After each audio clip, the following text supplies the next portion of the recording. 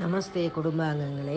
ഇന്ന് ഒരു ചെറിയ ഒരു കുട്ടിക്കഥ, അതായത് ഗുരുവായൂരപ്പൻ്റെ ഒരു കുട്ടിക്കഥ ഞാനിവിടെ അവതരിപ്പിക്കാൻ പോകുന്നു. എന്താണെന്ന് വെച്ചെങ്കിൽ, ഗുരുവായൂരപ്പൻ്റെ മനസ്സ്, അതായത് ഗുരുവായൂരപ്പൻ്റെ കഥ എത്ര കേട്ടാലും നമുക്ക് മതിവരാത്തതാണ്. ആ ഗുരുവായൂരപ്പൻ്റെ ഭക്തരോടുള്ള കാരുണ്യത്തിൻ്റെ കഥകൾ നമ്മൾക്ക് എത്ര നാം കേട്ടാലും മതിവരാത്ത ഒരു സംഗതിയാണ്. അത് കാരണം ഞാനിവിടെ ഒരു ചെറിയ കുട്ടിക്കഥ ഇവിടെ പറയാൻ പോകുന്നു. പിശുക്കു പൊറുക്കില്ല എന്നാണ് ആ കഥയുടെ തലക്കെട്ട്. വിഷയം, അതായത് പിശുക്കന്മാരുണ്ടല്ലോ, എത്ര ഉണ്ടെങ്കിലും അവരുടെ പിശുക്ക് മാറില്ല. അങ്ങനത്തെ ഒരാളെ പറ്റിയിട്ടാണ് ഞാനിപ്പോൾ, അത് ഗുരുവായൂരപ്പൻ തീരെ പൊറുക്കില്ല അതിനെ പറ്റിയിട്ടാണ് ഈ കഥ ഞാൻ ഇവിടെ പറയാൻ പോകുന്നത്. പിശുക്ക് പൊറുക്കില്ല എന്നാണ് വിഷയം. ഗുരുവായൂർ ക്ഷേത്രത്തിൻ്റെ ഊരാളനായിരുന്ന മല്ലിശ്ശേരി നമ്പൂതിരിയാണ്. സന്താന ലാഭത്തിനു വേണ്ടി കുട്ടികൾക്ക് ഭക്ഷണവും വസ്ത്രവും ഒക്കെ കൊടുത്ത് സന്തോഷിപ്പിക്കുക അയാളുടെ പതിവായിരുന്നു. വിശേഷിച്ചും ഭഗവാന്റെ നക്ഷത്രമായ തിരുവോണത്തിൻ്റെ അന്ന് കുട്ടികൾക്ക് ഓണപ്പുടവ നൽകുകയെന്നത് അദ്ദേഹം മുടങ്ങാതെ അനുഷ്ഠിച്ചു പോന്നു. ഒരിക്കൽ ഓണപ്പുടവ കൊടുക്കൽ മുഴുമിച്ചപ്പോൾ കറുത്ത് കോമളനായ ഒരു ബാലൻ നമ്പൂതിരിപ്പാടിൻ്റെ മുന്നിലെത്തി കൈ നീട്ടി ഓണപ്പുടവ വാങ്ങി.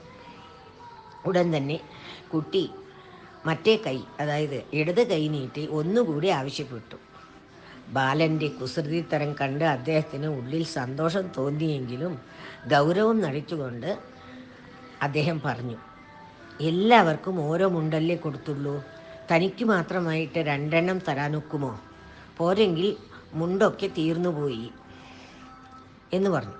യഥാർത്ഥത്തിൽ ഒരു കസവുമുണ്ട് തൻ്റെ ഉണ്ണിക്കു വേണ്ടി അദ്ദേഹം കരുതിയിരുന്നു. അത് വേറെ ആരും അറിഞ്ഞിട്ടുമില്ല. ബാലൻ ഉടൻ മറുപടി പറഞ്ഞു, എന്തെന്നാൽ കസവുമുണ്ട് കുട്ടന് വേണ്ടി ഒന്നും കരുതി വെച്ചിട്ടില്ലേ, അത് തനിക്ക് തന്നുകൂടെ? ഇത്ര പിശുക്കോ? ഉണ്ണിയുടെ വാക്കു കേട്ടപ്പോൾ ഭക്തനായ നമ്പൂതിരിപ്പാടിന് ഈ കുട്ടി സാമാന്യനല്ലെന്ന് മനസ്സിലായി. താൻ കരുതി വെച്ച കസവുമുണ്ടിനെ പറ്റി ഈ ബാലൻ എത്ര കൃത്യമായി പറയുന്നു. കണ്ണടച്ച് എല്ലാം കൃഷ്ണാർപ്പണമസ്തു എന്ന് സങ്കല്പത്തോടെ കസവുമുണ്ട് ആ കുഞ്ഞി കൈകളിൽ വെച്ചും കൊടുത്തു. പിറ്റേ ദിവസം നട തുറന്നപ്പോൾ എന്തൊരാശ്ചര്യം! ഊരാളൻ നമ്പൂതിരിപ്പാട് തലേന്ന് കൊടുത്ത കുഞ്ഞിമുണ്ട് അതാ ബിംബത്തിൽ ചുറ്റിക്കാണുന്നു. നനഞ്ഞ കണ്ണുകളോട് ഭക്തനായ മല്ലിശ്ശേരി ഉറക്കെ നാമം ജപിച്ചുകൊണ്ട് ആ നടക്കൽ കമിഴ്ന്നു വീണു. 2 പ്രാവശ്യം തനിക്ക് സ്പർശനഭാഗ്യം അനുവദിച്ചു തന്ന ശ്രീ ഗുരുവായൂരപ്പൻ്റെ കാരുണ്യത്തെ അദ്ദേഹം മനസാ വാഴ്ത്തി. തലേന്നാളത്തെ സംഭവത്തിൽ ദൃക്സാക്ഷികളായിരുന്ന ദേവസ്വം ജീവനക്കാരും ഭക്തജനങ്ങളും ആ നമ്പൂതിരിപ്പാടിൻ്റെ ഭാഗ്യത്തിൽ അതിശയം കൂറി.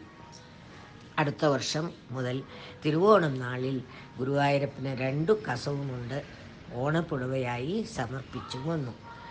ഇപ്പോഴും ആ പതിവ് നടന്നുകൊണ്ടേ ഇരിക്കുന്നു.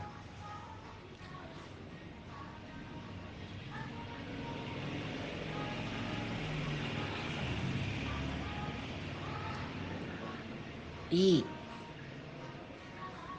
കഴിവുള്ളവൻ്റെ പിശുക്ക് ഗുരുവായൂരപ്പൻ സമ്മതിച്ചു കൊടുക്കില്ല. കാരണം ആ നമ്പൂതിരിപ്പാടിന് അത്രയ്ക്ക് കഴിവുകൾ ഉണ്ട്.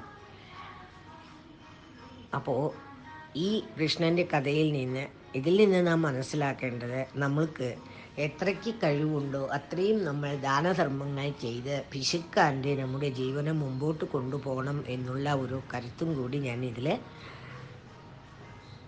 പറയാൻ ആഗ്രഹിക്കുന്നു. ഇത്രയും പറഞ്ഞ് എൻ്റെ ഈ കഥ ഞാൻ ഇവിടെ നിർത്തുന്നു. നന്ദി, നമസ്തേ.